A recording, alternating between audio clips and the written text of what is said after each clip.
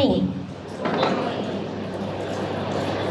ભૂલકા ભવનમાં જે તમારા એક્ટિવ બાળકો અભ્યાસ કરે છે એના એક્ટિવ વાલીઓનો આવું ગુડ મોર્નિંગ ના હોય.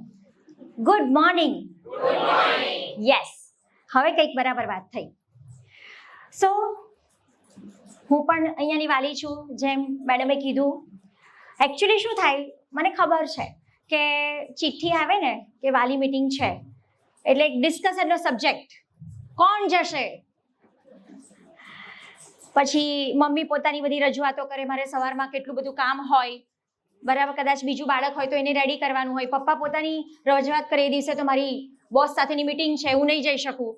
એટલે કેટલી બધી મગજમારીઓના અંતે એક નિર્ણય પર આવીએ કે વાલી મીટિંગમાં એક વ્યક્તિ જશે. સો હું સમજુ છું, પણ હું તમને એટલી શ્યોરિટી આપું છું, ગેરંટી આપું છું કે આજના 1 કે 1.5 કલાક પછી હું તમને પ્રશ્ન પૂછીશ કે શું તમારી એકે 1 મિનિટ વસૂલ થઈ, અને તમે એનો જવાબ આપશો એ હું પ્રેમથી સાંભળીશ. સો આશા રાખું છું કે હવે બધા સવારની થોડી ઘણી જે ઊંઘ મનમાં ભરી હોય એને ખંખેરી અને આપણે સાંભળવા માટે સજ્જ થઈ જઈએ. Yes or no? યસ. સો સૌથી પહેલા તો મોટા ભાગના આપણા વ્યક્તિઓને ખબર છે, માતાઓને ખાસ, કે બાળકોને કેવા કેવા રોગો થાય છે. કોઈ કહેશે મને જનરલી તમારું બાળક માંદું પડે તો શું થાય છે? કોઈ એક જ જણ જવાબ આપશે? Yes sir. પેટ બગડે. યસ. એના સિવાય શરદી ખાંસી એક જ તો હોય બેન, બરાબર છે. તમે જોજો આપણા બધાની જનરલ સમસ્યા છે કે બાળક 5 કે 7 વર્ષનું થાય ને ત્યાં સુધીમાં એને જે માંદગીઓ થાય છે એનું લિસ્ટ બનાવો. શરદી, ખાંસી, ટોન્સિલ્સ, અસ્થમા, ન્યુમોનિયા, મોસ્ટલી કફ ડોમિનન્ટ ડિસીઝ હોય.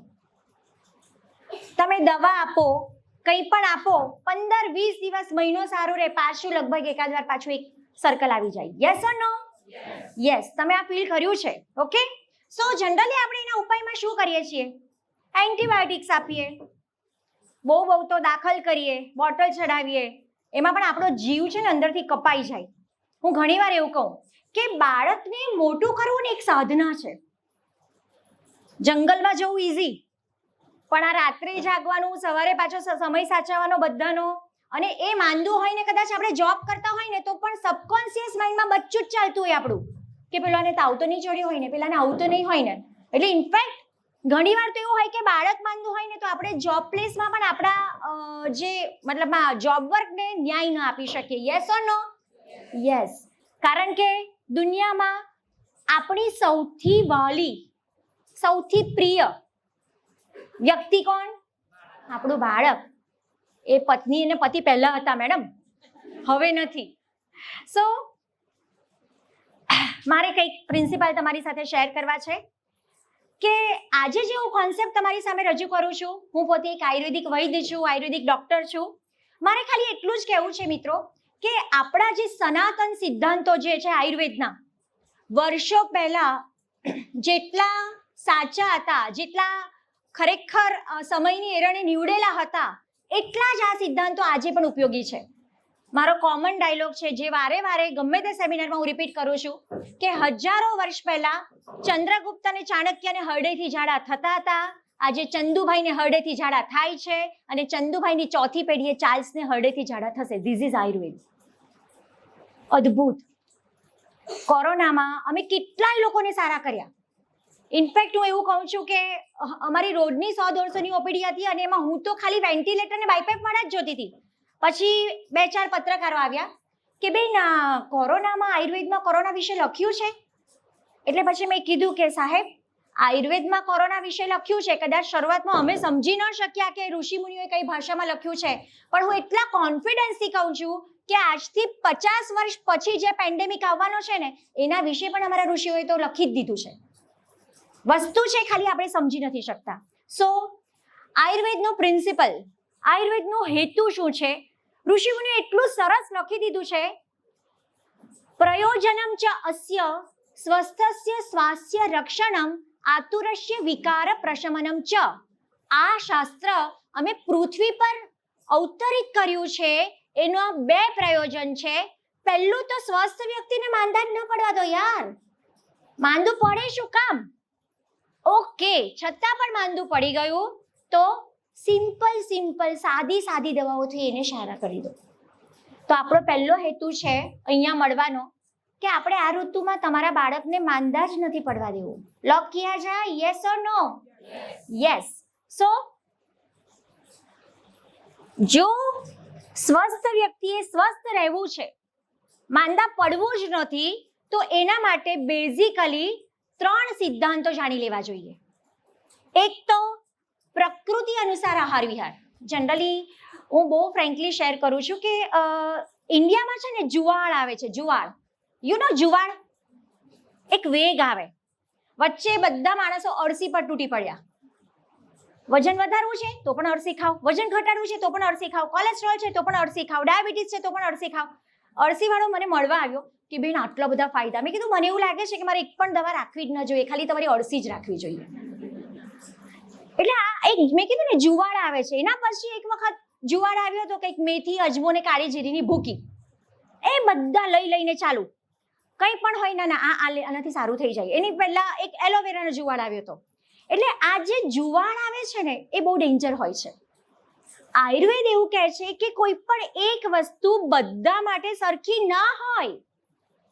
ધારો કે 2 વ્યક્તિ છે એસિડિટી વાળી, એકને મેં એવું કીધું કે કાળી દ્રાક્ષ તમે ખાઈ શકો, બીજાને હું ના પાડીશ કે ભાઈ તમે નહીં ખાતા.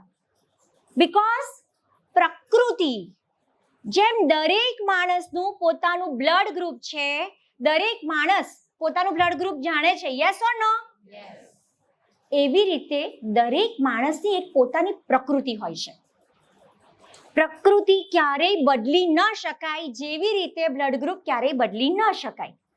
ક્લિયર? તો આજે એ સાયન્સ હું તમને સમજાવવા ઈચ્છું છું. મેઇનલી પ્રકૃતિ પ્રમાણેનો આહાર વિહાર, તમારા બાળકની પ્રકૃતિ જાણો અને એના પ્રમાણેનો આહાર વિહાર તમે નક્કી કરો. બીજી વસ્તુ છે દિનચર્યા, રૂટીનમાં આપણે શું ખાવું પીવું એનું એક સિસ્ટમ હોય. ઓફ ધ ટ્રેક વાત કરું છું, આજકાલ છે ને હેર ફોલિંગ બહુ કોમન થઈ ગયું છે, યસ ઓર નો? અરે મેડમ હા સાચી વાત છે. હું હમણાં આંગળી ઊંચી કરાવું ને તો 75% અહીંયા બેઠેલા આંગળી ઊંચી કરશે, ઇન્ક્લુડિંગ જેન્ટ્સ. બરાબર છે? પછી હમણાં એક બેન આવ્યા, મેં કીધું કે બેન એમ કે બસ હવે તો ટાલ પડવાની જ બાકી છે. પછી મેં કીધું ભાઈ પહેલો સિદ્ધાંત એવો છે કે માથામાં રોજ તેલ નાખવું. એટલે તો એમને શોક લાગી ગયો, કેવી વાત કરો છો બેન, હું પ્રોફેશનલ છું, બેંકમાં જોબ કરું છું, કે કેટલું ખરાબ લાગે. યસ વાત તો સાચી છે, ખરાબ તો લાગે, પણ આ છે તેટલા ટકાવી રાખવા હોય ને તો એ જરૂરી છે. એટલે એમણે કીધું કે નહીં મેં તો ટ્રાઇકોલોજીસ્ટને બતાવ્યું છે, એમણે કીધું છે કે માથામાં ક્યારેય તેલ નહીં નાખવાનું. મેં કીધું આયુર્વેદના મહર્ષિઓએ દિનચર્યામાં કીધું છે કે રોજ માથામાં 2 આંગળ તેલ તો જવું જ જોઈએ. પછી મેં કીધું તમે યાદ કરો તમારા એ દિવસો when you were in school, તમે સ્કૂલમાં હતા અને રોજ તેલ નાખીને 2 ચોટલા વાળીને તમે જતા હતા, ત્યારે તમારા સૌથી બ્યુટીફુલ હેર હતા, યસ ઓર નો? યસ. પણ હવે અમારા સેમિનારમાં પણ કોઈ તેલવાળા માથે ના આવે. ના આજે દેવાંગીબેનનો સેમિનાર છે.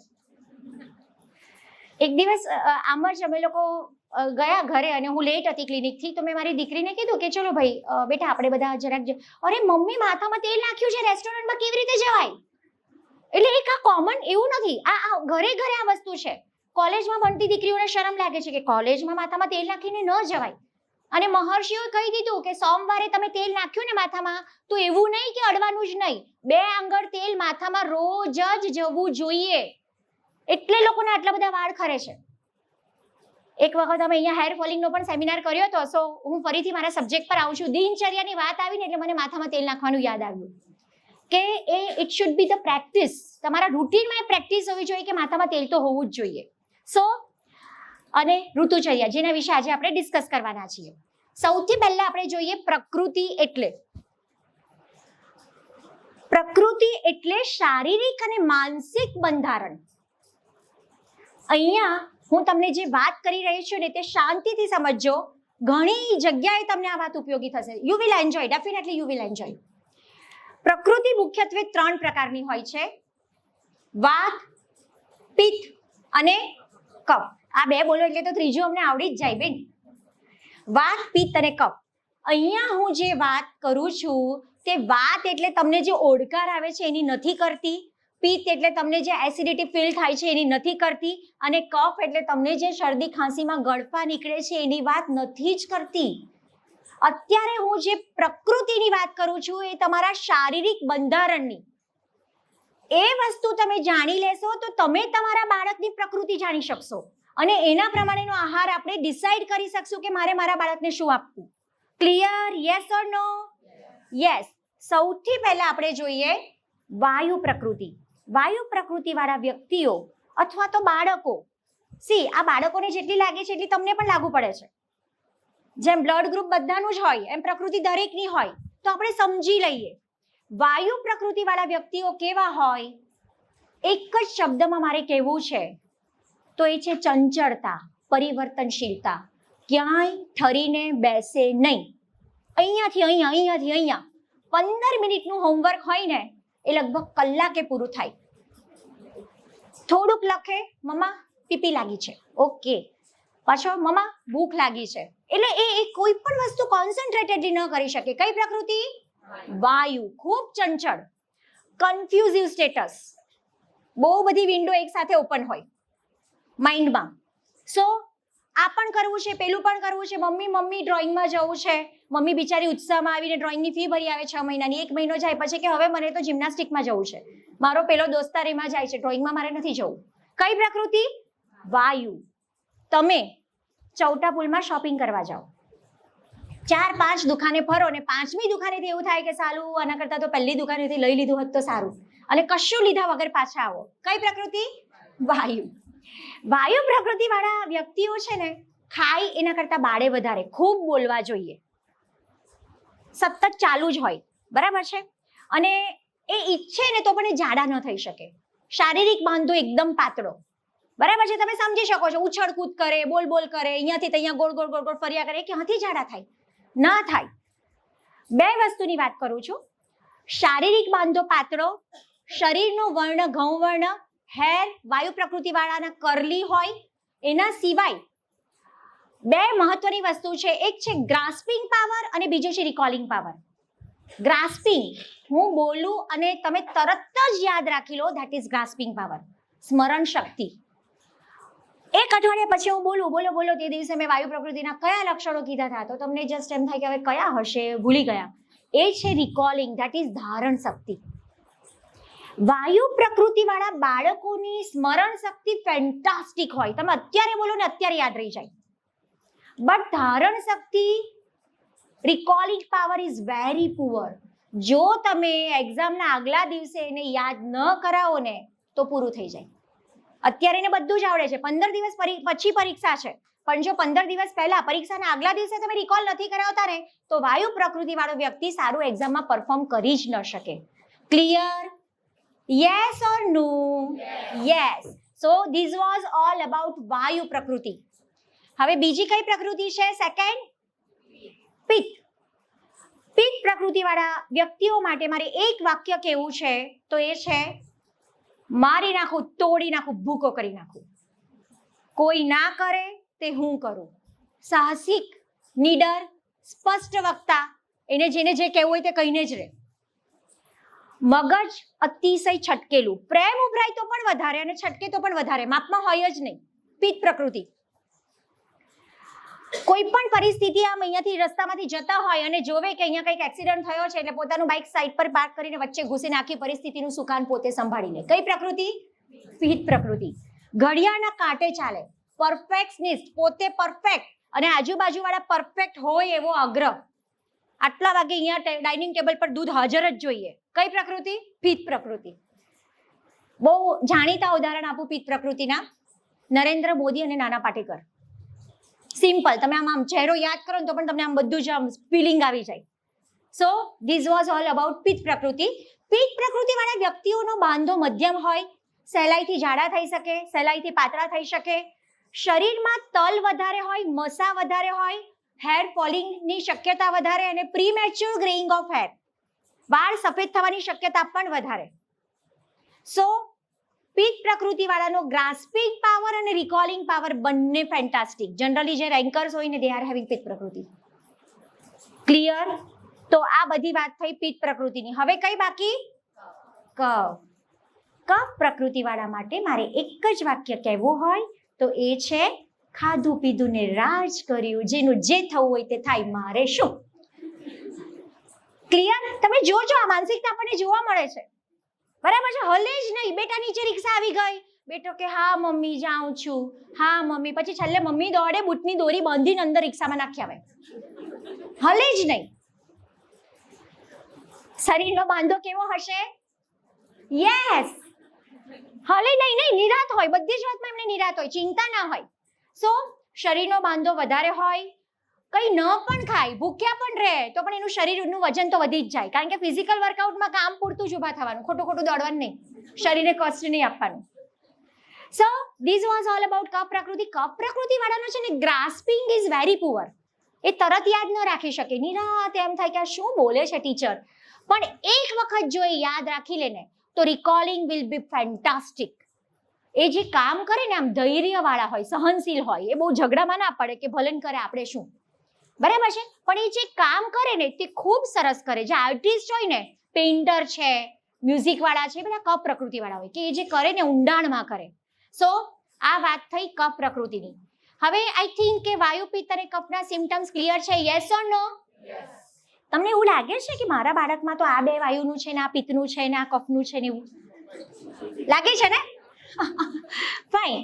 એક ક્લુ આપું છું. બચ્ચાઓ હજી બહુ જ નાના છે, હજી ઉગીને ઊભા થાય છે, પણ તમને ક્યારે એવો ચાન્સ મળે ને તો નેટ ઉપર તમે સર્ચ કરજો પ્રકૃતિ પરીક્ષણ પ્રોફોર્મા, એટલે તમારું એક ક્વેશ્ચનરી આવશે. આઈડિયલી તો છે ને અમારા જેવા વૈદો નાડી જોઈને નક્કી કરે કે એક્ઝેક્ટલી કઈ પ્રકૃતિ છે, પણ એ પોસિબલ નથી કે તમે દરેક વ્યક્તિ કોઈ વૈદને મળો. સો બેઝિકલી પ્રકૃતિ પરીક્ષણ પ્રોફોર્મા તમે ક્વેશ્ચનરી હોય છે એને એટેન્ડ કરો, એમાં કાઉન્ટ થઈને આવી જશે કે કેટલા % વાયુ છે, કેટલા % પિત્ત છે, કેટલા % કફ છે. એક સરસ મજાની વાત કરું, આ જાણી તો લીધું, પણ વોટ નેક્સ્ટ, આની ઉપયોગિતા શું, એના વિશે કંઈ જાણવું છે? Yes or no? યસ મને કહેતા રહેજો હા, એટલે મને એવું થાય કે હું એકલી નથી બોલતી, તમને પણ રસ પડે જ છે. સો મારી પાસે છે ને એક USA થી એક કપલ આવ્યું હતું, બરાબર છે. હવે અમારે છે ને, હું પંચકર્મ ફિઝિશિયન છું, એટલે નવેમ્બર ડિસેમ્બરમાં અમારી પંચકર્મની સિઝન હોય. એ લોકોને એવું હોય કે આટલા દિવસ આવીએ છીએ ને તો બોડી ક્લીન કરી નાખીએ, કારણ કે આખું વર્ષ તો એ લોકો વડાપાવ જ દાબવાના હોય. સો એ લોકોને જેટલો ક્રેઝ હોય છે ને એટલો આપણા વ્યક્તિઓને નથી હોતો, એટલે મારા નવેમ્બર ડિસેમ્બર ફૂલ જ હોય.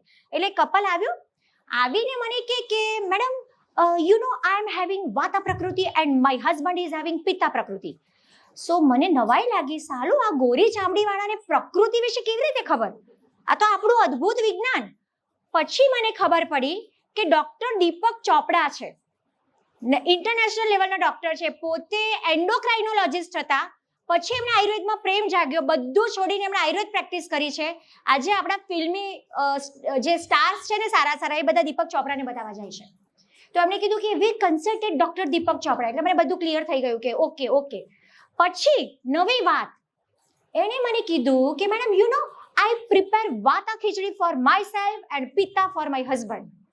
મેં કીધું સાલું હદ થઈ ગઈ, ખીચડી એ વાતા ખીચડી અને પિત્તા ખીચડી. મેં કીધું BMS માં ગોલ્ડ મેડલ લીધો, MD માં ગોલ્ડ મેડલ લીધો, મારા એક પણ ગ્રંથમાં કે એક પણ બુકમાં આ વાયુ અને પિત્તની ખીચડી આવી નથી. એટલે મને નવાઈ લાગી ને મને મજા પણ આવી. મેં કીધું if you don't mind I want to C your khichdi, definitely I will bring tomorrow. પછી બીજા દિવસે ખીચડી લઈ આવી, વાતા ખીચડી અને પિત્તા ખીચડી. અરે યાર, ખીચડી એટલે ખીચડી, 3 ભાગ ચોખા અને 1 ભાગ મગની દાળ જ હોવાની. પણ વાયુની ખીચડીમાં થોડા મેથી અને અજમાના દાણા હતા અને ગંઠોડાના થોડા કટકા હતા, અને પિત્તની ખીચડીમાં સૂકા ધાણા, વરિયાળી અને કાળી દ્રાક્ષ હતી. થઈ ગઈ વાતા ખીચડી અને પિત્તા ખીચડી. હવે સાચું કહો, મેં તમને આટલું કીધું, તમારી તમારા હસબન્ડની અલગ પ્રકૃતિ હોય તો તમે શું કરો? 2 ખીચડી તમારી પાસે હોય તો હસબન્ડની બનાવો ને એમાંથી ખાઈ લો. કોણ મગજમારી કરે યાર? યસ ઓર નો? બહુ તો બાળકની પ્રકૃતિ એની ખીચડી બનાવીને આપણે ખાઈ નાખીએ, આપણા માટે કશું અલગ કરવાનું નહીં. સો એક ખાલી કહેવાની વસ્તુ એ છે કે વિદેશોમાં આવો ટ્રેન્ડ છે, બધા ગાંડા બન્યા છે આયુર્વેદના વિજ્ઞાન પાછળ, અને આપણે અહીંયા છીએ કે પહેલી વાર સાંભળીએ છીએ કે અચ્છા આવું કંઈક હોય. સો પ્રકૃતિની ઉપયોગિતાની વાત કરું છું. વાયુ પ્રકૃતિ વાળા હોય ને એ હંમેશા એની હોબીઝ એવી હોવી જોઈએ કે જેમાં ઉછળકૂદ કરવાનું. બરાબર છે. ધારો કે એ લોકો જિમ્નાસ્ટિકમાં ચાલે, સ્વિમિંગમાં ચાલે, મેરેથોનમાં ચાલે, ડાન્સિંગમાં ચાલે. પિત્તવાળા છે ને એને ટ્રેકિંગમાં જવાનું ગમશે, સ્વિમિંગમાં ગમશે, એને નેતૃત્વ શક્તિ કેવી રીતે ડેવલપ કરવી એ વસ્તુ ગમશે. અને કફવાળા ડ્રોઈંગમાં ચાલશે, મ્યુઝિકમાં ચાલશે. તમારા બાળકની પ્રકૃતિ જોઈ લો. હવે મારા બાળકની કફ પ્રકૃતિ હોય અને હું ઈચ્છા એવી રાખું કે સૈન્યમાં ભરતી થવો જોઈએ, ના ચાલે. સમજી જ લો કે આમ જ છે. ઇનફેક્ટ વરાછાના એક ડાયમંડના બિઝનેસમેન હતા, એમણે પોતાના 1000 એમ્પ્લોયીનું મારી પાસે પ્રકૃતિ પરીક્ષણ કરાવ્યું અને દે ઓબ્ઝર્વ કે મેડમ અમે શું કર્યું, વાયુવાળાને બધાને માર્કેટિંગ ફિલ્ડમાં મૂકી દીધા, પિત્તવાળાને બધાને મેનેજરિયલ પોસ્ટ આપી દીધી અને કફવાળાને બધાને બેક ઓફિસમાં મૂકી દીધા. અને હવે અમારી કંપનીમાં મેં એવું કર્યું છે કે જે માણસ આવે ને એનું પહેલા પ્રકૃતિ પરીક્ષણનું ફોર્મ ભરાવી દો, એટલે આપણી પોસ્ટ માટે લાયક છે કે નહીં આપણને ખબર પડી જાય. કેટલી સરસ વાત ને કેટલી અદ્ભુત વાત. સો આપણે અહીંયા બાળકોનું સ્વાસ્થ્ય જોઈએ છીએ એટલે એના સંદર્ભમાં મારે 2-3 વસ્તુ શેર કરવાની છે. ઇનફેક્ટ અહીંયાથી તમને કાગળ પણ આપ્યું જ છે. વાયુ પ્રકૃતિવાળા બાળકો જે પણ હોય અથવા વ્યક્તિઓ જે પણ હોય એમને કમ્પેરેટિવલી દાણાવાળા શાક ઓછા આપો. વાલ, વટાણા, ચોળા, પાપડી, તુવેર અને મગ સિવાયના કઠોળ પ્રમાણમાં ઓછા આપો. એ વસ્તુ વાયુ વધારે છે. પિત્ત પ્રકૃતિવાળા બાળકો છે એને સ્પાઇસી વસ્તુ, ખાટું, તીખું, ખારું, ચટાકેદાર, મસાલેદાર ઓછું આપો. અને કફવાળા છે ને એને ભારે વસ્તુ, ચીઝ, પનીર, ઘી, માખણ ઓછું આપો. બાળકની પ્રકૃતિ વાયુ છે તો એને ચીઝ પનીરના પરોઠા ખવડાવો, પણ કફ છે ને તો એને વેજીટેબલ પરોઠા જ ખવડાવો. ક્લિયર? સો એક આ વસ્તુ, આ કોન્સેપ્ટ સમજી અને આપણે પ્રેક્ટિકલી ઉતારવા જેવો છે તો તમારા બાળકને આપણે હેલ્ધી રાખી શકીશું. સો નેક્સ્ટ અહીંયા તમે જુઓ, એક સરસ મજાની વાત શેર કરું છું. પ્રકૃતિ માણસની કોઈ પણ હોય, આયુર્વેદના મહર્ષિઓએ એકદમ સરસ મજાની વાત કરી દીધી કે કોઈ પણ બાળકો છે ને એને કફના રોગો થશે, યુવાનોને પિત્તના રોગો થશે અને ઘરડાઓને વાયુના રોગો થશે. તમે જોજો બાળકની પ્રકૃતિ ગમે તે હોય, મોટા ભાગના બાળકના રોગો કેવા હોય છે? કફના. બાળક એવું કહે છે મમ્મી મારો ઘૂંટણ ઘસાઈ ગયો, બાળક કહે છે મને એસિડિટી થઈ. ના. સો જનરલી બાળકોમાં કફના રોગો થવાની શક્યતા વધારે છે. તમે જુઓ કફ બાળકોમાં વધારે હોય તો એ બાળકોએ ચોમાસામાં મેક્સિમમ સાચવવાનું હોય, કારણ કે એમાં કફના રોગો થવાની સહેજે શક્યતા વધી જાય છે. તેવી જ રીતે સવારના સમયે કફ પ્રકૃતિવાળાએ વધારે સાચવવું પડે. એમને સવારે ઉઠે ને ત્યારે કફ લાગે, જેમ દિવસ જાય ને તેમ તમને કફમાં સારું લાગે. સો એક આ વસ્તુ એવી છે કે જે સમજાવે છે કે બાળકોને ચોમાસામાં અને સવારના સમયે નોર્મલી વધારે સાચવવાની જરૂર છે. સો હવે ફરીથી બાળકોની માંદગી પર જઈએ. માંદા પડવાના કારણો: આહાર, પ્રવૃત્તિ, આબોહવા, રોગ પ્રતિકારક શક્તિ બીજા કરતાં તમારી ઓછી છે અને સાજા રહેવાનો ઉપાય અગેઇન ઋતુચર્યા. સો એક જે બેઝિક પ્રિન્સિપલ છે કે ઋતુચર્યા એટલે શું?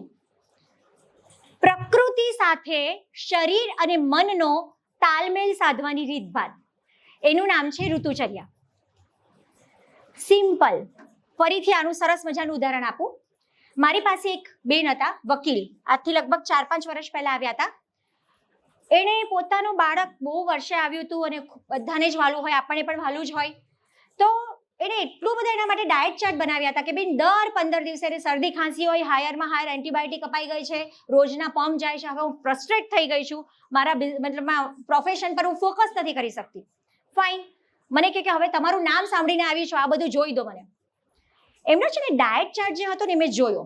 સવારમાં ઉઠીને 1 ગ્લાસ બોર્નવિટા વાળું પ્રોટીન શેક કંઈક હતું, એના પછી 2 કાજુ, 1 બદામ, 1 અખરોટ, 2 અંજીર, એના પછી પાછું કલાક થાય એટલે 1 કેળું, એના પછી એટલે લિટરલી મેં કીધું ભાઈ આ શું છે? ડાયટ ચાર્ટ મેડમ મુંબઈના બહુ આમ સુપ્રસિદ્ધ ડાયટિશિયન છે. Okay fine. પછી મેં એમને સમજાવ્યું કે બેન હવે ક્યાં તમે આને ફોલો કરો એને સમય આપી દો અને નહીં તો પછી મારી પાસે આવશો ને તો હું ઘણા બધા ચેન્જ કરાવીશ. એટલે એમણે સ્વીકાર્યું કે બેન મેં બધું કરી જ લીધું છે, છેલ્લે જ તમારી પાસે આવી છું, તમારાથી થાય તે કરો. એટલે મેં સમજાવ્યું કે કોઈ પણ એક વસ્તુ તમારા બાળકને 12 માસ ન આપી શકાય. આ ઋતુમાં તમે કેળું રોજ ખવડાવશો ને એ કેળું કફ કરશે. આયુર્વેદ પ્રમાણે શરદ ઋતુમાં કેળું ખાવું જોઈએ. શરદ ઋતુ એટલે જ્યારે ભાદરવો મહિનો આવે, શરદ પૂનમ આવે, શરદ ઋતુ, ત્યારે બાળકને કેળું ખવડાવો. મેઇન પ્રશ્ન શું છે કે હવે તો બધી જ વસ્તુ 12 માસ મળે છે, પહેલાનો એક જમાનો હતો કે ચાતુર્માસ બેસે ને એટલે આપણે રીંગણા નહોતા ખાતા, તમને ખ્યાલ હોય તો. ઘણા હજી પણ એવા હોય છે કે ચાતુર્માસ બેસે એટલે રીંગણા બંધ. પહેલા તો માર્કેટમાં જ નહોતા મળતા યાર, શિયાળામાં જ મળે. હવે તો બધી જ વસ્તુ 12 માસ મળે એટલે આપણે પણ કન્ફ્યુઝડ. સો સિમ્પલ કે આ કોઈ ઘંટી નથી કે ડાયટિશિયને આપ્યું છે તે બધું નાખ કરીને ઘંટીનું ઢાંકણું બંધ કરી દો એટલે અંદર બધું જ પીસાઈ જશે. આપણું બાળક છે ને આપણા બાળકનું પેટ છે. શાંતિથી મનને શાંત કરો, વિચારો આ ઋતુમાં એને અપાય એ પ્રમાણે, ઋતુ પ્રમાણે જો તમે ખાવા પીવામાં પરિવર્તન લાવશો તો જ બાળક સારું રહેશે. અને લિટરલી યુ વોન્ટ બિલીવ, એ બેનને જ્યારે મારી સાથે બહુ દલીલ કરીને પછી આવા એક સેમિનારમાં મેં સાંભળવા બોલાવ્યા કે બેન હું ચાલુ ઓપીડીએ તમને વધારે નહીં સમજાવી શકું, બેટર છે કે મારો ઋતુચર્યાનો સેમિનાર આવે ત્યારે તમે મને મળવા આવજો ને તમે સાંભળજો. અને પછી એમના ગળે હેઠે ઉતર્યું કે સાચી વાત છે. સો એ જ વિજ્ઞાન આજે આપણે સમજવા જઈ રહ્યા છે કે પ્રકૃતિ સાથે શરીર અને મનનો તાલમેલ સાધવાની રીતભાત. સી, ભારત દેશ એટલો વિશિષ્ટ દેશ છે ને કે એમાં જે ઋતુનું વૈવિધ્ય મળે છે ને ક્યાંય નથી મળતું. એટલે ટોટલ આપણી પાસે 6 ઋતુ છે: શિશિર, વસંત, ગ્રીષ્મ, વર્ષા, શરદ, હેમંત. ક્લિયર? કોઈ પણ ઋતુ અને કોઈ પણ તહેવારને તમે જસ્ટ એઝ્યુમ કરશો ને તો એની સાથે સીધું સ્વાસ્થ્ય સંકળાયેલું હશે. એઝ ફોર એક્ઝામ્પલ, ચૈત્ર માસમાં આપણે અલુણા કરીએ છીએ. Yes or no? Yes or no? Yes. ચૈત્ર માસમાં તમે અલુણા કરો છો એના લીધે તમારા શરીરમાં મીઠાનું પ્રમાણ ઓછું જાય છે. ચૈત્ર પછી તરત જ ગ્રીષ્મ ઋતુ આવે છે. ગ્રીષ્મમાં ખૂબ પરસેવો થશે, ખૂબ ગરમી પડશે, તો એના લીધે તમને સ્કિન ડિસીઝ થવાની શક્યતા ઘટી જશે. દિવાળી પછી તુલસી વિવાહ આવે છે. દિવાળી વખતે આપણે બહુ બધું સ્વીટ ખાધું. તુલસી શ્રેષ્ઠ કૃમિજ્ઞ છે. કોઈ પણ વર્મ્સ હોય એ તુલસીના બીજથી મરી જશે. તો તુલસીનું સેવન વધારે કરો જેથી તે સ્વીટ તમે ખાધી છે એના લીધે કરમિયા થવાની શક્યતા ઘટી જશે. સો દરેક વસ્તુ, દરેક તહેવાર, દરેક સિઝન એને આપણે આયુર્વેદ સાથે સાંકળી શકીએ છીએ. વર્ષા ઋતુમાં આબોહવા કેવી હોય? ભેજવાળી અને ઠંડી. એક વસ્તુ શેર કરવી છે, શિયાળામાં પણ ઠંડી હોય પણ શિયાળામાં સૂકી હોય. અને વરસાદ જ્યારે પણ હોય ને ત્યારે વાતાવરણમાં ભેજ પચેલો હોય છે. શાંતિથી સમજજો. તમે એવું ઓબ્ઝર્વ કર્યું હશે કે બાળક આમ છે ને પથારીમાં પેશાબ ના કરે પણ ચોમાસું આવે ને ત્યારે ક્યારેક થઈ જાય. Yes or no? યસ. ચોમાસામાં હવામાં ભેજ પચેલો હોય છે. શ્વાસમાં જ્યારે બાળક હવા લે છે ને ત્યારે ઓટોમેટિકલી એના શરીરમાં ભેજ જાય છે. ઓટોમેટિકલી શરીરમાં પાણીનું પ્રમાણ વધી જાય છે. તમે જોજો બાળક બાજુમાં સૂતું હોય, એને શરદી ખાંસી ના હોય ને તો પણ સેજ છાતી ગાજતી હોય એવું લાગે. એની છાતી પર હાથ મૂકો તો. Yes or no? યસ. કારણ કે વાતાવરણનો ભેજ શરીરમાં જાય છે એટલે મોટા ભાગે બાળકોને કેવી પરિસ્થિતિ થવાની શક્યતા છે? શરદી, ખાંસી, તાવ, પથારીમાં પેશાબ થવો, અજીર્ણ. બહુ સરસ મજાની વાત છે. જ્યારે શરીરમાં પાણીનું પ્રમાણ વધી જાય છે ને ત્યારે ડાયજેસ્ટિવ એન્ઝાઇમ્સ, શરીરમાં જે પાચક રસો છે ને તે નબળા પડી જાય છે. એટલે મોટા ભાગે પેટમાં દુખાવો, ઝાડા, ઉલટી એ ચોમાસામાં મેક્સિમમ થાય છે. સો અપચો, અજીર્ણ, ઝાડા, કબજિયાત અને હેરને લગતા પ્રોબ્લેમ્સ ચોમાસામાં થવાની શક્યતા મેક્સિમમ છે. સો અગેન એના ઉપાય આપણે વાત કરી રહ્યા છે, ધેટ ઇઝ ઋતુચર્યા. અને એમાં ચોમાસાનો આહાર કેવો હોવો જોઈએ કે જેથી તમારું બાળક માંદું પડે જ નહીં. આહારમાં પહેલી ચોઈસ છે, શું છે? મધ. બધાના ઘરે મધ હશે. હું આંગળી ઊંચી નથી કરાવતી, ભૂલકા ભવનના વાલીઓ છે યાર, આવો પ્રશ્ન ના પૂછાય. બરાબર છે? કેટલાને એવી ખબર છે કે સાચું મધ અને ખોટું મધ કેવી રીતે ઓળખાય? નહીં, બધા સાથે નહીં, આપણે ફિંગર રેઝ કરીને જવાબ આપશું. યસ. પાણીની અંદર મધનું ડ્રોપ મૂકવાનું, એ બેસી જાય છે કે તરે છે એ જોડે. વન્ડરફુલ. બેસી જાય તો શું અને તરે તો શું? બેસી જાય તો ઓરિજિનલ. પાક્કું? પાક્કું ને? Okay done. બહુ સરસ વાત છે. પણ મને એવું છે કે આજે હું ઓથેન્ટિકલી તમને સાચા મધ અને ખોટા મધની પરીક્ષા શીખવાડી દઉં. શીખવી છે કે આવડે જ છે? પાક્કું?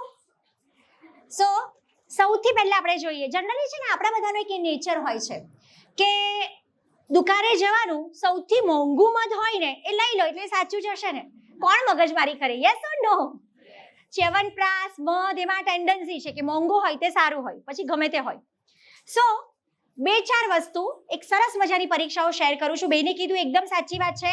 કાચનો ગ્લાસ ભરો, એમાં પાણી નાખો, એમાં 8-10 ટીપા મધના નાખો, એક જગ્યાએ મધની ઢગલી થશે, એને તમે કાચનો પ્યાલોનું પાણી પાછું કાઢી નાખો ને તો ચમચીથી એ મધ લઈ શકશો. જો આવું મધ હોય તો એ પ્યોર છે, અધરવાઇઝ અશુદ્ધ છે. ક્લિયર? આ પહેલી પરીક્ષા. બીજી પરીક્ષા, ડિબેટ લો. આપણે ડિબેટ હોય ને, બરાબર છે, એને લાંબી વાટ બનાવો, એને મધમાં બોળો અને સળગાવો. નવી વહુએ ઘી બનાવ્યું હોય ને તેમાં તડતડ અવાજ આવે. આપણે વિચારો, આપણે પહેલી વાર ઘી બનાવ્યું હતું ત્યારે કેવું બનાવ્યું હતું? આપણને બીક લાગે કે બન્યું કે નથી બન્યું, બરાબર છે. સો ઘી કાચું હોય, ઘીમાં પાણીનો ભાગ હોય ને જેવો તડતડ અવાજ આવે એવો અવાજ જો મધની વાટમાં આવે તો એ મધ ખોટું, અને જો એવો તડતડ અવાજ ન આવે, ઘી અને તેલના દીવાની જેમ બળે તો એ મધ સાચું. Clear? Yes or no? Yes. Yes જરા મને જોરથી કહેજો. હા, સમય જાય ને મને એમ ચિંતા થાય કે આ લોકોની હવે સહન શક્તિ પૂરી થવા આવી હશે. નથી થતી ને? ગાડી આગળ જવા દઉં ને? યસ.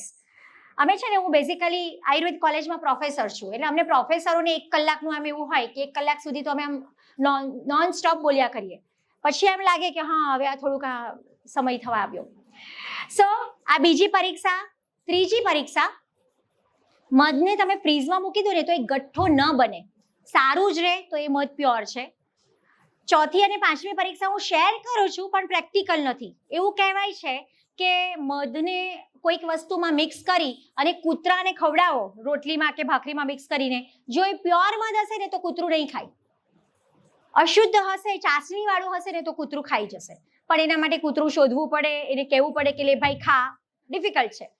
અને એટ લાસ્ટ, મધનું ટીપું પડ્યું હોય એના ઉપર પાંખવાળું કોઈ પણ જંતુ, માખી છે કે મચ્છર છે કે પેલા ચોમાસામાં પાંખવાળા નાના નાના જીવડા આવે છે, એવું કંઈ પણ આવીને બેસે તો એ કોરું કટ થઈને ઉડી જાય.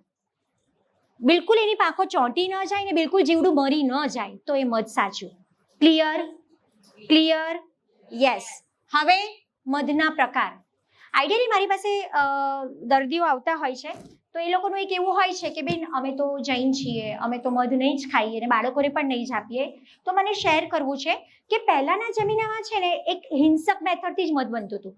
મધના પ્રકાર હવે 2 રીતે હોય છે, એક હિંસક અને અહિંસક. મોટા ભાગના મધમાખી ઉછેર કેન્દ્રો અહિંસક મેથડથી જ બનાવે છે. ડ્રેઇન થઈને, તમને ક્યારેક ચાન્સ મળે તો જોજો, ડ્રેઇન થઈને એની જાતે એક જગ્યાએ કલેક્ટ થઈ છે. એટલે ક્યારેય એવું નથી હોતું કે મધમાખીઓને મારીને એમાંથી કાઢવામાં આવે. ઇનફેક્ટ એ લોકોનો એવો પ્રયત્ન હોય કે એક પણ મધમાખી અમારી મરવી ના જોઈએ. સો એક એવું છે કે હિંસક એટલે જે જંગલમાં માણસો હોય મધપૂડો પેલો બાળીને લે તે હિંસક મેથડ, અને મધમાખી ઉછેર કેન્દ્રમાં જે જોવા મળે તે અહિંસક મેથડ. એટલે 2 પ્રકારના મધ હોય છે. એના સિવાય કયા ખેતરનું મધ છે, અજમાનું મધ આવે, વરિયાળીનું મધ આવે. હવે તમારી વાયુની પ્રકૃતિ છે તો તમે કયું મધ લેશો? તો કે મેથીના દાણાનું મધ લો, બરાબર છે, અજમાનું મધ લો. કફવાળા પણ અજમાનું મધ લઈ શકે. પિત્તવાળા હોય એને ધાણા કે વરિયાળીનું મધ લેવાય. સો ફાઇન. અત્યારે તો આપણે બાળક માટે જ્યારે કફ માટે વાપરવાનું છે તો કોમન મધ જે હોય એ મલ્ટી ફ્લોરાનું હોય, બહુ બધી માખીઓનું મિશ્રણ મધ હોય, તે ચોક્કસ આપી શકીએ. ડાયાબિટીસ વાળા દર્દીઓએ લીમડાનું મધ પીવું જોઈએ, બરાબર છે. બહુ સરસ. એ પણ માર્કેટમાં એટલી બધી ફ્લેવરના ને દરેકના અલગ અલગ અજમો, વરિયાળી, જીરું બધાના જ મળે છે. સો જસ્ટ આપણી જાણકારી માટે કે આ વસ્તુ આપણને ખબર હોવી જોઈએ. મધ એક કફ નિસ્સારક છે. કંઈ પણ નહીં ને આ સિઝનમાં રોજ 1 ચમચી મધ એમનેમ બાળકને ચટાડો, બાળકને કશું જ નહીં થાય. કફ નિસ્સારક, શરીરનો કફ કાઢી નાખે એવું છે. ચાંદા રૂજવે છે, જો ક્યાંય અલ્સર થયું છે, ઘા રૂજવે છે તો મધને લગાડી દો. મધ યોગવાહી છે, જાડાને પાતળા કરે ને પાતળાને જાડા કરે. એક સરસ મજાની વાત શેર કરવી છે. કેટલા લોકો સવારે પાતળા થવા માટે ગરમ પાણીમાં મધ અને લીંબુ નાખીને લે છે? બસ, બીજું કોઈ નહીં. આજથી બંધ કરી દેજો. જુઓ, અમુક કોન્સેપ્ટ છે. આયુર્વેદના મહર્ષિઓએ કીધું છે કે ક્યારેય ગરમ વસ્તુમાં મધ ન નખાય, એ વિરુદ્ધ આહાર છે. સાદા પાણીમાં કદાચ તમે મધ અને લીંબુ લો, ગરમ પાણી લો છો તો મધ ન નાખો, ખાલી લીંબુ નાખો. તમે ઘણીવાર મેં એવી રેસિપીઝ જોઈ છે કે બેકરીની વસ્તુઓ બનાવીને એમાં ગરમ ગરમમાં મધ રેડે. એ શરીરમાં ઝેર સમાન કાર્ય કરે છે.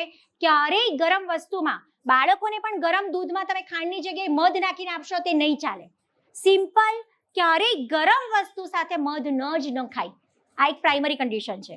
બીજી વસ્તુ, મધ અને ઘી સરખા ભાગે ક્યારેય ન વાપરવા.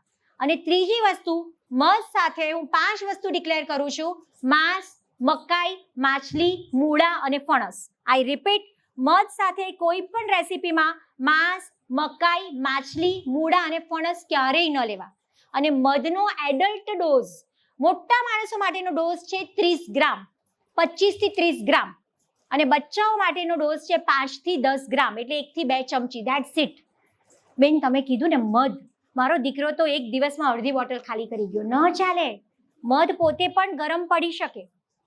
સો જો ક્યારે પણ એવું લાગે તમને કે મધની ગરમી થઈ છે, તો મધની ગરમી નિવારવા માટેના 2 સ્ટાન્ડર્ડ હથિયાર છે. જાણવા છે? એક છે દાડમ અને બીજું છે સૂકા ધાણા સાકરનું પાણી. ધાણા જીરું જેમાંથી બને ને, ધાણા સાકરનું પાણી. મધ ક્યાંય પણ વધારે લેવાઈ ગયું ને મધની ગરમી શરીરમાં થઈ છે, તો એનું નિવારણ છે દાડમ અને ધાણા સાકરનું પાણી. સો ધીસ વોઝ ઓલ અબાઉટ મધ. એક સરસ મજાની કહેવત છે કે મધ આદુરસ મેળવી ચાટે પરમ ચતુર, શ્વાસ શરદી વેદના ચોક્કસ નાસે દૂર. તો આઈ થિંક મધ વિશેનો બેઝિક કોન્સેપ્ટ ક્લિયર થઈ ગયો હશે. યસ ઓર નો? આગળ જઈએ. મને તમારી દયા પણ આવે છે, પણ મને એવું છે કે મારે આ બધી વસ્તુ કહેવી પણ છે. ઓકે, સો એવી જ રીતે ચોમાસામાં બીજી મહત્વની વસ્તુ કે રોજ બાળકના ડાયટમાં આ વસ્તુ હોવી જોઈએ, અને એ છે ખાટા રસ પ્રધાન દ્રવ્યો. ખાટા રસમાં 3 વસ્તુ હોય છે: વિટામિન સી, ફોલિક એસિડ અને પોટેશિયમ. વિટામિન સી આપણે કોરોનામાં બહુ લીધું, વિટામિન સીની ટેબ્લેટો, બરાબર છે. સો એ કફ માટે સારું જ છે. એવી જ રીતે ફોલિક એસિડ એ ન્યુરોલોજિકલ ડિસઓર્ડરને પ્રિવેન્ટ કરે છે, અને પોટેશિયમ શરીરમાં ફ્લુઇડના લેવલને પ્રિવેન્ટ કરે છે. કોઈ પણ હિસાબે આખા દિવસમાં લીંબુ છે, હમણાં આલુ મળે છે સિઝનલ ફ્રૂટમાં, આલુ પણ ખાટા હોય છે. એને જે ભાવે તે કંઈક ખાટી વસ્તુનું સેવન રોજિંદા જીવનમાં કરવું જોઈએ.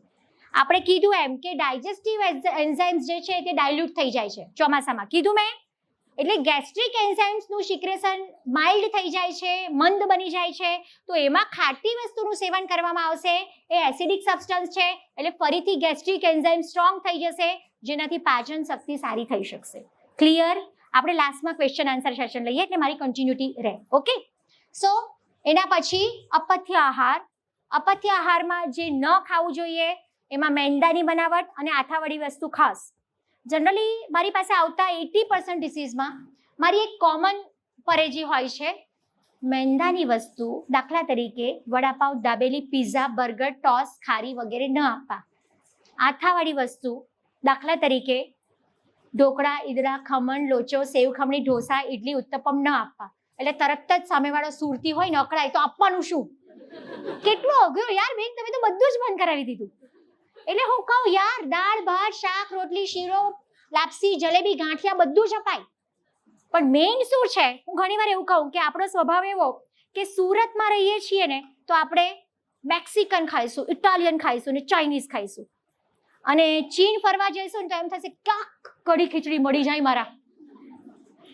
સો આયુર્વેદમાં એવું કીધું છે કે જે કોન્સેપ્ટ છે ને, તમે જે જગ્યાએ જે દેશમાં રહો છો ને ત્યાંનું ફૂડ તમને પાચ્ય છે.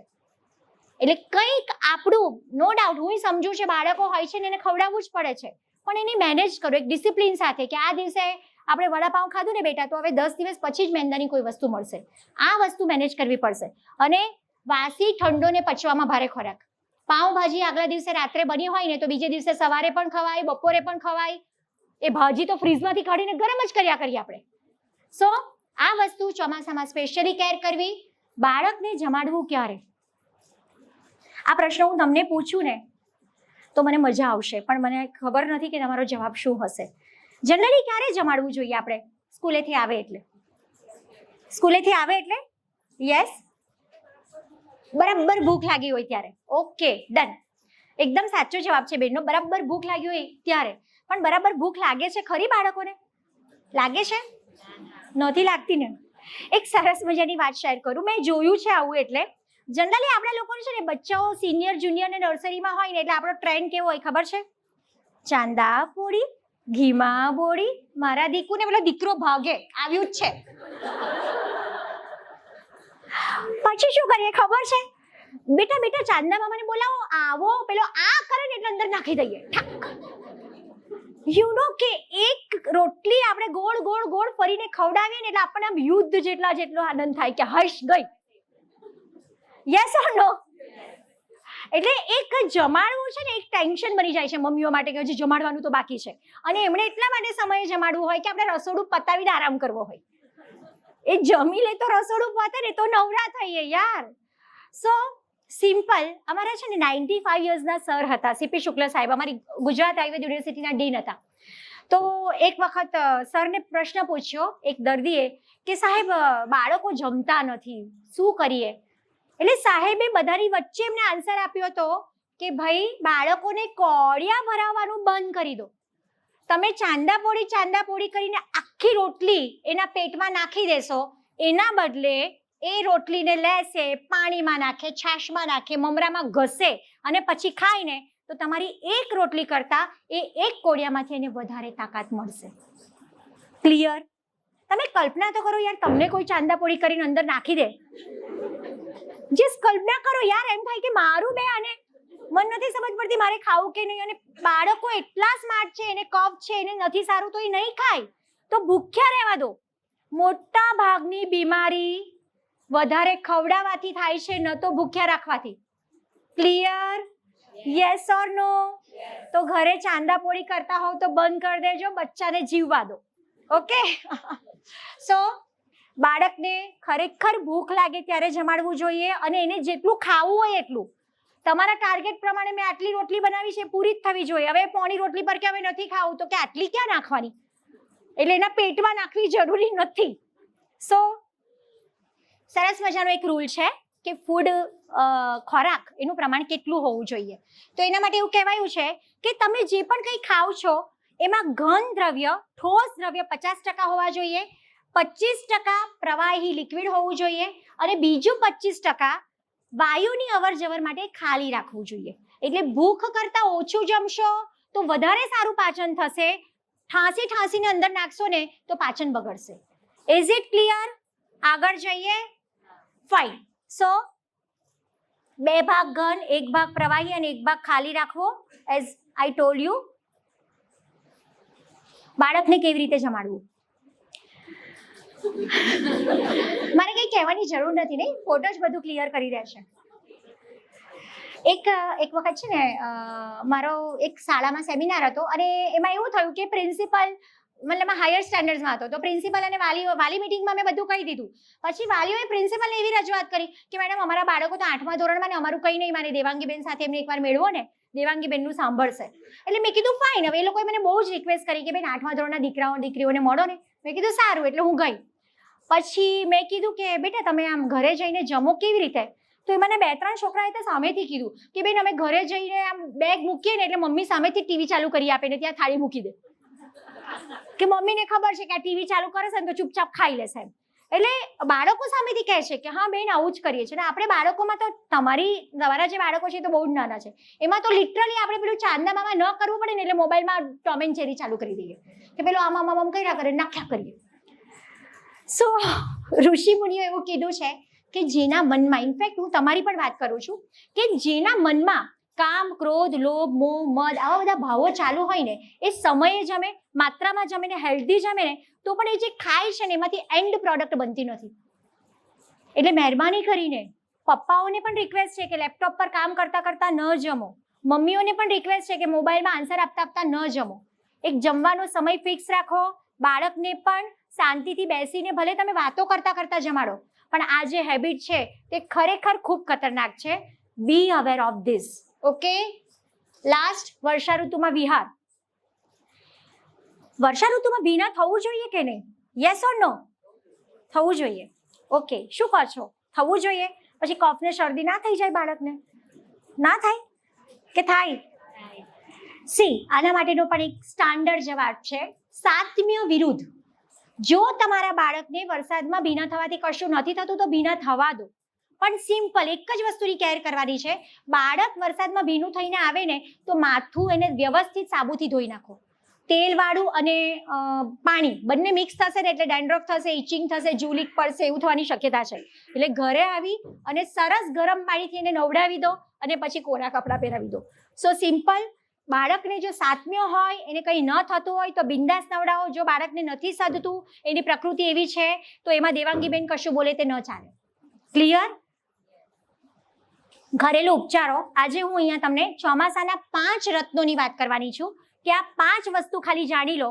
અને એ વસ્તુ જે શેર કરું છું એ બચ્ચા માટે પણ શેર કરું છું ને તમારા માટે પણ કરું છું. એ 5 રત્નોમાં છે અરડુસી, તુલસી, હળદર, આદુ અને અજમો. એક પછી એક આપણે જોઈએ દરેક વિશે. સૌથી પહેલું રત્ન છે દેટ ઇઝ અરડુસી.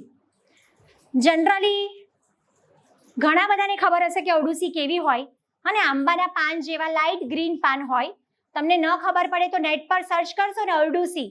અરડુસીનું સંસ્કૃત નામ છે વાસા. વાસા, બરાબર છે? એના પરથી વસાકા, બરાબર છે? વસાકા સિરપ આવે છે, જે અરડુસીની સિરપ બજારમાં મળે છે. અરડુસી છે ને એ કેટલી સરસ ઔષધિ છે. હા, કડવી છે ચોક્કસ, બાળકોને પીવડાવવા માટે થોડીક અઘરી છે, પણ હું સિમ્પલ વસ્તુ શેર કરીશ કે બહુ ઓછી એવી દવાઓ છે કે જે કફ પણ દૂર કરે અને ગરમ પણ ન પડે. એમાંની એક ઉત્તમ દવા અરડુસી છે. અરડુસી માટે અમારા શાસ્ત્રોમાં ઋષિમુનિએ એક સરસ મજાનો શ્લોક કીધો છે કે વાસાયામ વિદ્યમાનાયામ આશાયામ જીવિતસ્ય ચ. જ્યાં સુધી આ પૃથ્વી પર વાસા વિદ્યમાન છે ત્યાં સુધી આટલા લોકોની તો જીવવાની આશા છે જ. વાસાયામ વિદ્યમાનાયામ આશાયામ જીવિતસ્ય ચ રક્ત પિત્ત ક્ષયી કાસી કિમર્થમ અવસીદતી. અરે રક્તપિત્ત વાળા પેશન્ટો, ક્ષય એટલે કે ટીબી વાળા પેશન્ટો અને કાસ એટલે કે ઉધરસ વાળા પેશન્ટો તો ચિંતા જ ન કરવી જોઈએ જ્યાં સુધી આ પૃથ્વી પર અરડુસી જેવું સરસ મજાનું હથિયાર છે. સિમ્પલ. અરડુસીનો તમે રસ કાઢી શકો, અરડુસીના પાન તમે ઉકાળીને એનો ઉકાળો પણ પીવડાવી શકો, પણ મેં કીધું એમ અરડુસી અતિશય કડવી છે એટલે બને ત્યાં સુધી આપણે આવા રૂપમાં અરડુસી બચ્ચાઓને આપવાનું પસંદ નહીં કરીએ. આજે હું તમને એક ગ્રેટ કોમ્બિનેશન અહીંયા એપ્લાય કરું છું, તમને લખાવું છું કે ઘરમાં આ એક સરસ મજાનું ચૂરણ બનાવી રાખો. તમારા બાળકને શરદી ખાંસી છે કે નહીં, રોજ એક વાર ચોમાસામાં એને ચટાડ્યા કરો.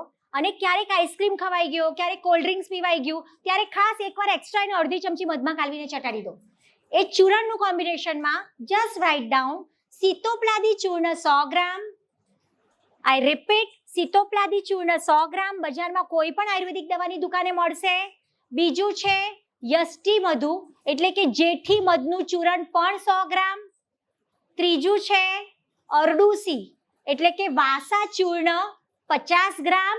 અને ચોથું છે ત્રિકટુ ચૂર્ણ, જેમાં સૂંઠ, મરી અને પીપર આવશે, એ ચૂર્ણ 25 ગ્રામ. આઈ રિપીટ, સીતોપલાદી ચૂર્ણ 100 ગ્રામ, જેઠી મધ અથવા તો યષ્ટી મધુ ચૂર્ણ 100 ગ્રામ, અરડુસી અથવા તો વાસા ચૂર્ણ 50 ગ્રામ અને ત્રિકટુ ચૂર્ણ 25 ગ્રામ.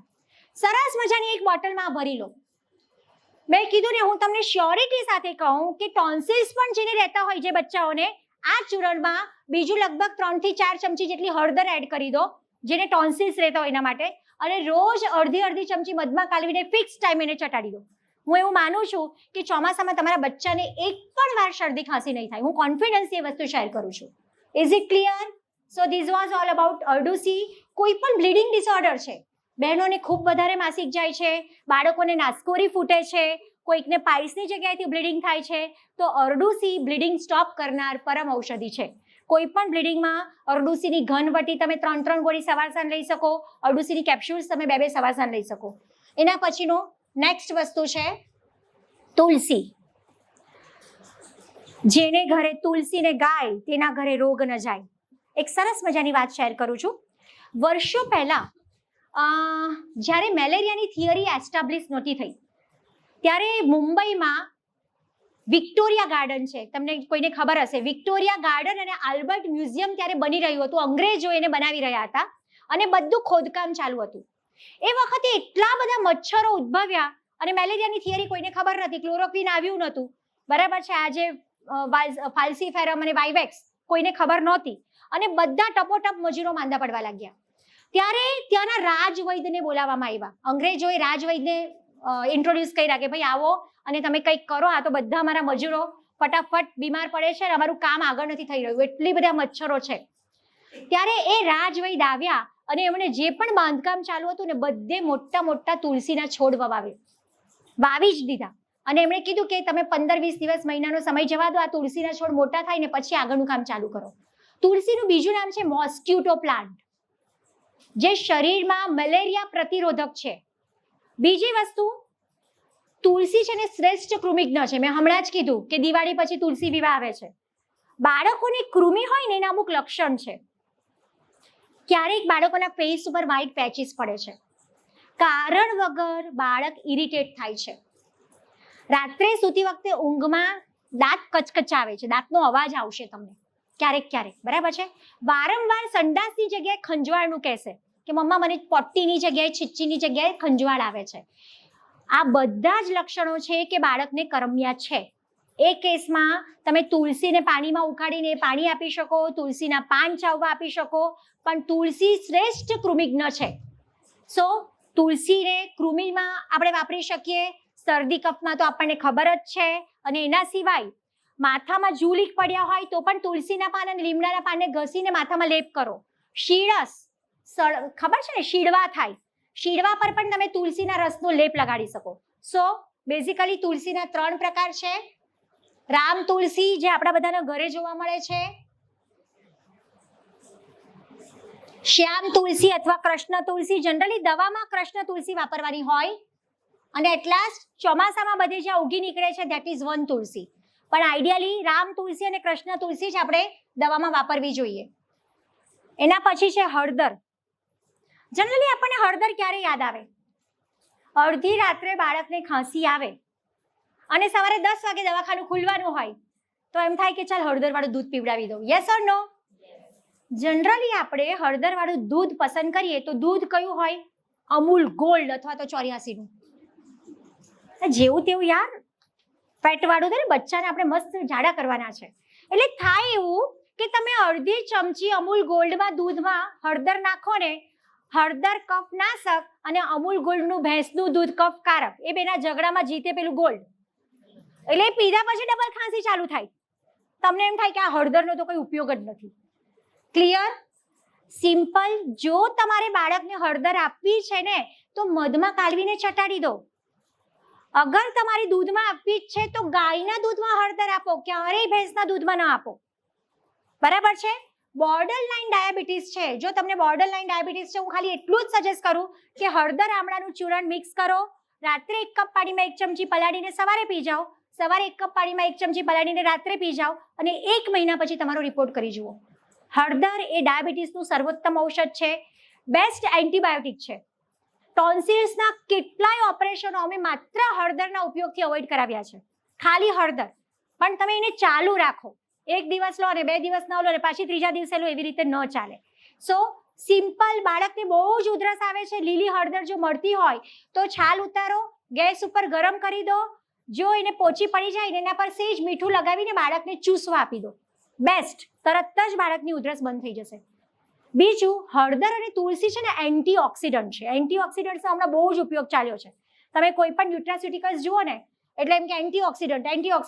એન્ટીઓક્સિડન્ટ્સ એટલે શરીરમાં સેલના ડેમેજને અટકાવે અને શરીરને રોગપ્રતિકારક શક્તિ પૂરી પાડે. એ શ્રેષ્ઠ ક્વોલિટી તુલસી અને હળદરમાં છે. નેક્સ્ટ, આદુ. કેટલા જણા સવારે આદુવાળી ચા પીવે છે? આજે પીને આવ્યા બધા? સારું, આજે પીને આવ્યા ને, કાલથી બંધ. આજે તો હવે પીવાઈ ગયું. જો એક બહુ જ મોટી વાત કરવાની છું તમને. મારે તો ઘણીવાર એવું થાય કે હું આવા કોન્સેપ્ટ શેર કરું ને એટલે બહુ આમ મહાયુદ્ધ થઈ જાય કે યાર કેવું બોલે દેવાંગીબેન, તો કંઈ પણ બોલે. હમણાં હું બિગ બજારમાં ગઈ હતી શોપિંગ કરવા માટે મારા બાળકોને લઈને, તો એક બેન આવ્યા, બેન તમે તો આદુવાળી ચા વાળા ને? એટલે મને ખબર પડી ગઈ કે ક્યાંક સેમિનારમાં એમણે મને સાંભળી લીધી લાગે છે. મેં કીધું હા. 1 મિનિટ, હા બેન પ્લીઝ, અહીંયા જ છો ને? એમ કે 2 જ મિનિટ. એક ગયા એમના સાસુને બોલાવવા. તમે જુઓ મારી હાલત કેવી કફોડી થઈ હશે. પછી પેલા સાસુમાં આવ્યા અને મેં કીધું મમ્મી હું નહોતી કહેતી આદુવાળી ચા, હું સાંભળવા ગઈ હતી આ બેન. એટલે પેલા બેને એટલી આમ ખરાબ નજરથી મારી સામે જોયું કે અચ્છા તમે. એટલે એક વસ્તુ છે ને કે ભાઈ પરંપરાથી ઘરમાં રોજ જ બનતી હોય અને આજે હવે તમે દેવાંગી બેને સાંભળ્યા કાલથી કેવું નહીં બનાવો, એ ના ચાલે. થોડુંક કહેવાય કે બા હું તમને તમારી અલગ બનાવી આપું છું, અમે બધા આપીશું. સો સિમ્પલ એક વસ્તુ જોજો કે ક્યારેક આદુવાળી ચા ફાટી જાય છે. Yes or no? પીવી તો આદુવાળી, અમે ફરીથી મહેનત કરીએ, બરાબર છે. જે ક્યારેક બહાર ફાટે છે તે પેટમાં રોજ જ ફાટે છે. અને બીજું એક એ પણ નોટ કરજો કે તમે દૂધમાં ચામાં સૂંઠ નાખશો ને ક્યારેય નહીં ફાટે. ક્લિયર? આદુ નાખશો તો ફાટી જશે, સૂંઠ નાખો તો નહીં ફાટે. આદુ ચામાં ન નખાય અને સૂંઠ અવશ્ય નખાય. સૂંઠ આદુમાંથી જ બને છે પણ બેના ગુણમાં ઘણો ફરક છે. આદુ છે ને એ લેક્ઝેટિવ છે, જેને કબજિયાત હોય ને એને આદુ લેવાય, આદુથી પેટ સાફ થાય. અને સૂંઠ છે ને એને ગ્રાહી કહેવાય, મળને બાંધે છે. જેને ઝાડા થયા છે પાણી જેવા, એને ઝાડા બંધ કરવા માટે અમે સૂંઠ આપીએ છીએ કે અડધી ચમચી સૂંઠ અને ખસખસ ફાકી જાવ, ઝાડા બંધ થઈ જશે. ક્લિયર? સો ઘણીવાર એક છે ને વિરુદ્ધ આહારનો આયુર્વેદમાં બહુ મોટો કોન્સેપ્ટ છે. ક્યારેક બીજા સેમિનારમાં આપણે એને લેશું. આદુવાળી ચા એ વિરુદ્ધ આહાર છે, કોમ્બિનેશન નોટ અલાઉડ, બરાબર છે. જેમ ગરમ દૂધમાં મધ નાખો છો તો એ પણ વિરુદ્ધ આહાર છે. એવી રીતે વિરુદ્ધ આહાર જ્યારે વારંવાર જાય ને તો એ શરીરને નુકસાન કરે. ક્યારેક લેવાય ને તો વાંધો નહીં. હું તમારા ઘરે મહેમાન બનીને આવું અને તમે મને આદુવાળી ચા પીવડાવો તો હું પી જ લઈશ, ના નહીં પાડું, ત્યારે કંઈ જ નહીં કહું. પણ જો એ વસ્તુ રોજ જ જાય ને તો તમે જોજો hair falling, skin disease, acidity maximum આનાથી થાય. મારું એક સ્કિનનું પેશન્ટ હતું, એનું મેં પંચકર્મ પણ કરાવ્યું, એનામાં રિઝલ્ટ જ ન મળે. પછી તો એ દિવસે મને એટલું બધું, મેં કીધું આ પહેલું પેશન્ટ છે કે આમાં મને રિઝલ્ટ જ નથી મળતું. પછી મેં કીધું બેન આજે તો અડધો કલાક બેસો અને મને સવારથી તમારું લિસ્ટ કહો તમે શું શું ખાવ છો. એટલે એને મને કીધું મેડમ સવારે ઉઠું ને એટલે ફાલુદા જેટલો ગ્લાસ ભરીને મને આદુવાળી ચા જોઈએ, સાંજે 4 વાગે પણ ફાલુદા જેટલી ગ્લાસવાળી મને આદુવાળી ચા જોઈએ. પછી મને ખબર પડી કે આને શું કામ રિઝલ્ટ નથી મળતું, કારણ કે એટલું ડિટેલમાં મેં એને શરૂઆતમાં પૂછ્યું જ નહોતું. સો ગાજરનો હલવો પણ વિરુદ્ધ આહાર છે. દૂધમાં ગાજર ન નખાય, પણ એ આપણે ક્યારેક ખાતા હોઈએ. શિયાળામાં એકવાર ગાજર સસ્તા હોય ત્યારે એકવાર બનાવીને ખાઈ નાખીએ, વાત પૂરી. એ રોજ નથી ખાતા. ક્લિયર? સો આદુવાળી ચા ક્યાંક શરીરમાં ગરમી કરે છે, જેના લીધે hair falling, premature ગ્રેઇંગ of hair, skin disease થવાની પોસિબિલિટીઝ છે. એટલે બને ત્યાં સુધી એને અવોઇડ કરવું.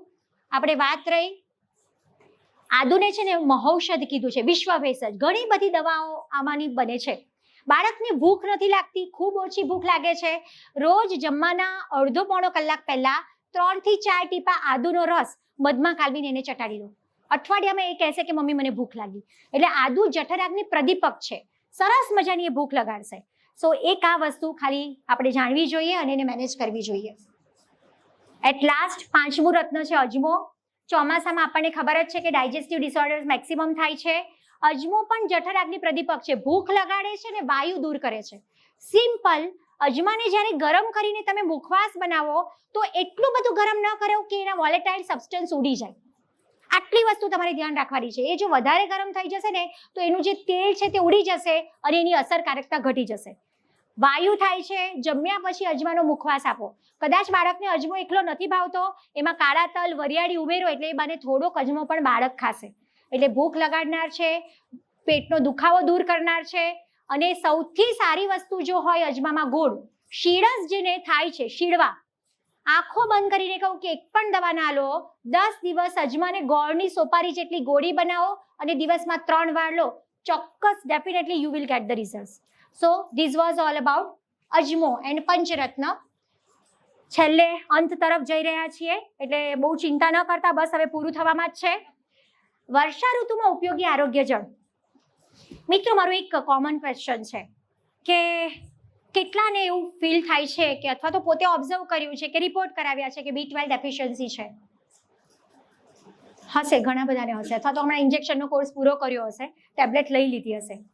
મને ઘણીવાર એવો પ્રશ્ન થાય કે આપણા મમ્મી પપ્પા નહીં, આપણા બાપ દાદા જે કહેવાય ને પરંપરાથી, એ કોઈના B12 ઘટ્યા જ નહીં, આપણા જ ઘટે. તમને ના થયું? એ જમાનામાં ડાયાબિટીસ હતો પણ B12 તો નહોતું જ. B12 અને D3 તો હમણાં જ આવ્યા છે. યસ ઓર નો? એક બહુ મોટી વાત છે કે આપણે જ્યારથી પાણી જોડે ચેડા કરવાનું શરૂ કર્યું છે ત્યારથી આ પ્રશ્ન વધી ગયો છે. અને હું એવું માનું છું કે તમે એવું ન માનતા કે તો આપણે નોનવેજ નથી ખાતા એટલે. મારી પાસે 50 એવા મુસ્લિમ પેશન્ટો છે કે જે રોજ નોનવેજ ખાય છે છતાં એમનું B12 ઘટે છે. અલ્ટિમેટલી B12 છે ને ડાયજેશન સાથે રિલેટેડ છે. જો તમને ડાયજેસ્ટિવ પ્રોબ્લેમ છે તો B12 ઘટે છે.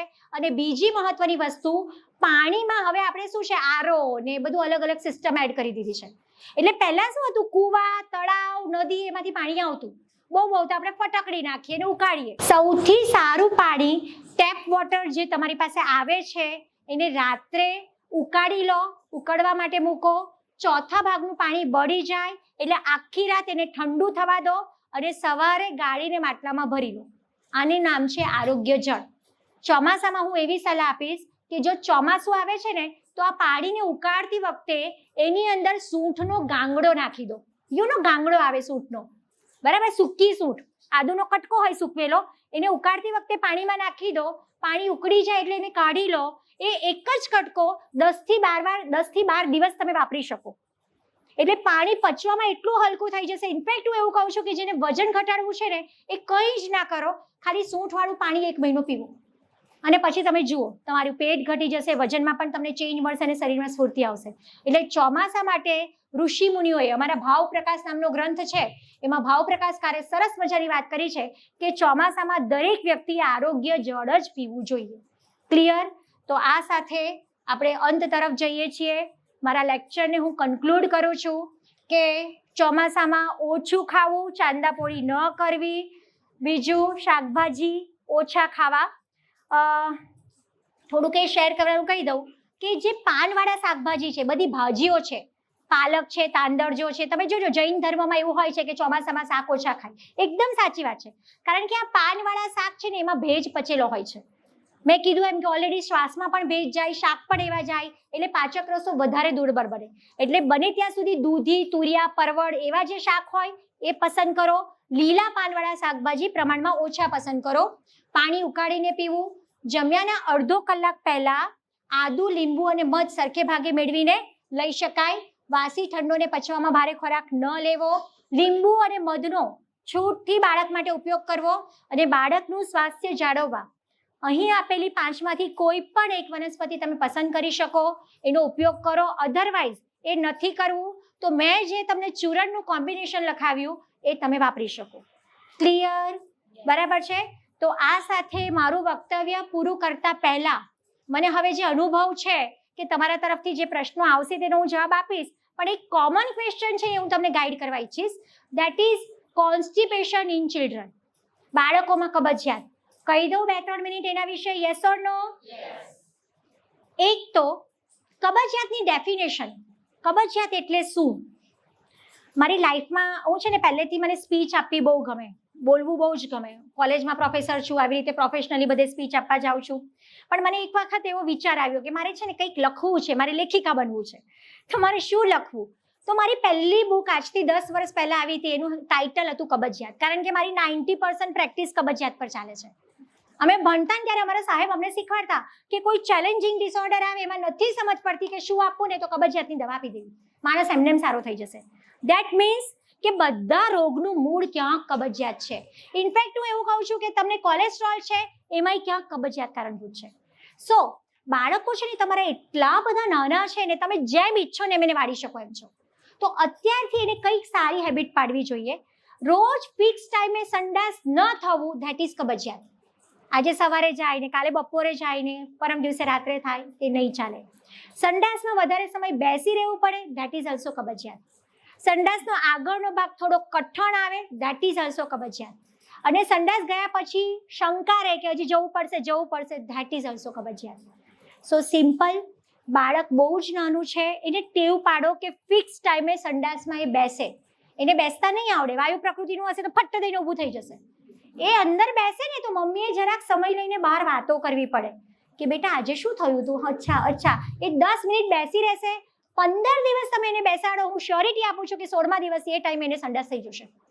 પણ આ હેબિટ તમારે કેળવવી પડે, બાળકને એની ટેવ પાડવી પડે. જો બાળકને સંડાસ બરાબર નથી થતો તો એની સૌથી સારી દવા છે સૂકી કાળી દ્રાક્ષનું પાણી. મુનક્કા આવે, સૂકી કાળી દ્રાક્ષ. 8 થી 10 કાળી દ્રાક્ષને પાણીમાં પલાળો, એ ફૂલી જાય ને એને બ્લેન્ડ કરી અને એ પાણી પીવડાવી દો. સાંજના સમયે કાળી દ્રાક્ષનું શરબત એને પીવડાવી દો. રાત્રે સૂતી વખતે ગરમ દૂધ આપો. અને સવારે ઉઠીને પણ ગરમ દૂધ આપો. ઠંડા દૂધની ક્યારેય બાળકને ટેવ ન પાડો. ગરમ વસ્તુ છે ને લેક્ઝેટિવ છે, એનાથી ઓટોમેટિક એને પેટ સાફ થશે. જો આટલી વસ્તુથી પણ પેટ નથી સાફ થતું તો પછી આપણે કોઈ પણ ડૉક્ટરને મળવું જોઈએ. સિઝન હોય તો મોસંબી, સંતરા, ફાઇબ્રસ ફ્રૂટ્સ તમે ખવડાવશો તો પણ બાળકનું પેટ સાફ થશે. પણ હું બહુ જ કોન્ફિડન્સથી માનું છું કે બાળકના પેટ ઉપર તમે ધ્યાન આપો. હમણાં વચ્ચે એક મારી પાસે બેન આવ્યા હતા, બરાબર, કે બેન એને બહુ જ કબજિયાત રહે છે ને સારું નથી, એટલે મેં પછી એનું પેટ તપાસ્યું. મેં કીધું બેન આજે સંડાસ ગયો છે? એટલે એને બચ્ચું નર્સરીમાં હતું. બેટા આજે તું ગયો તો ચીચી? એટલે પછી મને કે બેન હું તો જોબ કરું ને એટલે મારા સાસુને ખબર હોય. સમજો છો તમે જોબ કરો છો, તમારા સાસુને ખબર હોય, પણ ઘરે આવીને પૂછો તો ખરા કે મમ્મી આજે આ સંડાસ ગયો તો, અને ગયો તો કેટલા વાગે ગયો તો? એટલે આના પર એક સ્માર્ટ મમ્મીની નજર હોવી જ જોઈએ, અને આપણે બિલકુલ બાયપાસ ન કરી શકાય. જો આટલી વસ્તુ કરો છો અને તમારા બાળકનું પેટ નથી સાફ થતું તો સૌથી નિર્દોષ કહી શકાય એવી દવા છે, કહું? ગરમાળાનો ગોળ. ગરમાળાની સિંગ આવે, બરાબર છે, કાળી દ્રાક્ષનું જે પાણી પલાળો ને એની અંદર ગરમાળાનો ગોળ આવે. એ સિંગને તોડો ને અંદરથી ગોળ નીકળે. કદાચ તમને ના મળે ને તો કોઈ પણ હકીમ ચીજી જેવી દવા દુકાને જાઓ અને ગરમાળાનો ગોળ લઈને એને ફ્રીઝમાં મૂકી દો. કાળી દ્રાક્ષના પાણીમાં આટલો ગરમાળાનો ગોળ પલાળી દો, બ્લેન્ડ કરી દો, ચોક્કસ બચ્ચાનું પેટ સાફ થશે. પણ નિર્દોષ વસ્તુ અપનાવો. જેટલી તમે હેવી દવાઓ ચાલુ કરી દેશો ને પછી એ છોડાવતા તમારો દમ નીકળી જશે. બાળક ખૂબ નાનું છે. તો બસ આ સાથે મારું વક્તવ્ય પૂરું કરું છું. અને હવે મેં તમને શરૂઆતમાં જે પ્રોમિસ આપ્યું હતું કે હું છેલ્લે ક્વેશ્ચન પૂછીશ, શું તમને તમારો આ જે સમય આપ્યો એ વસૂલ થયો હોય એવું લાગે છે? Yes or no? Thank you very much.